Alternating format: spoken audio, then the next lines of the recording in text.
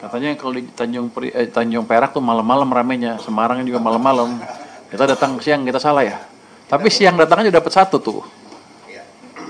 Katanya mereka salah perhitungan. Mereka kasih yang udah rapi, satu jenis barang, supaya kalau dihitung jumlahnya pas. Tapi mereka nggak duga saya lihat harga. Dia pikir saya bodoh ya, agak pintar dikit lah. Lo bikinnya nggak menarik banget, cuma dua itu. Mana lanjut apa? Oh itu bea cukai ya. Yang balpres ya. Ini untuk bea cukai, pengaduan masyarakat mengenai maraknya peredaran pakaian bekas atau balpres dari luar negeri yang masuk ke Indonesia. Ini kan sudah kita lakukan ya penangkapan penahanan barang-barang itu. Selama kurun 2024 sampai dengan 2025, Bea Cukai telah melakukan penindakan atas komoditi balpres sebanyak 17.200 bal, sama dengan 1.720 ton, atau sekitar 8,6 juta lembar pakaian. Pengawasan dilakukan secara menyeluruh mulai dari wilayah pesisir, perbatasan darat, hingga perbatasan laut. Terus langkah strategisnya apa? Selain pengetatan itu pengawasan ya, Menteri Keuangan telah berkomunikasi dengan Menteri UMKM serta asosiasi. Oh ini Pak. Ya. Jadi gini, kan saya selalu komplain itu balpres, saya tangkap barangnya, orangnya nggak bisa didenda, terus saya mesti memusnahkan barangnya, itu mahal tuh berapa satu ya?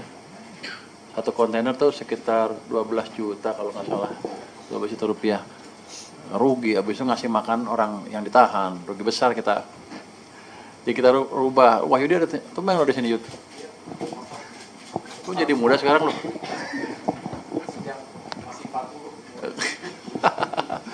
Jadi kita berpikir-pikir gimana mecahin masalah itu. Jadi kita ngomong sama AGPI ya. AGTI. Aceh Garment and Textile Indonesia. Katanya ini juga atas arahan presiden, itu mesti dimanfaatkan katanya. Jangan dibakar begitu aja. Kita pikir-pikir gimana Pak, boleh nggak kita cacah ulang? Boleh katanya. Jadi kita ketemu dengan AGTI, menawarkan bisa nggak mereka mencacah ulang balpres itu. Nanti sebagian mereka pakai, sebagian dijual ke UMKM dengan harga murah.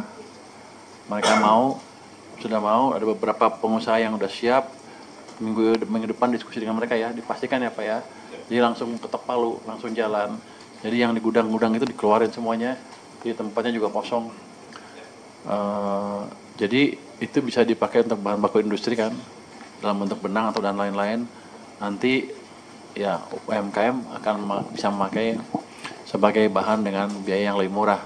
Saya juga sudah bicara dengan Menteri UMKM ya, Pak Maman ya, Pak Maman beliau setuju dengan kerjasama seperti ini, karena nanti UMKM yang tahu namanya kan nama UMKM-nya beliau. Kalau saya kan nggak tahu, nanti distribusi ke UMKM-nya lewat Pak Menteri UMKM itu. Yang berikutnya under invoicing. Kok ini? Yang saya waktu itu datang ke Surabaya, ternyata betul ada under invoicing. Itu $5 yang pendek, $7 yang panjang. Saya pikir saya salah baca, 5.000 sama 7.000, rupanya enggak, 5 sama 7. Saya iseng-iseng tes cek di marketplace, ada yang 50, ada yang 35 juta. Cuman yang lebih murah mungkin berapa juta aja kelihatannya.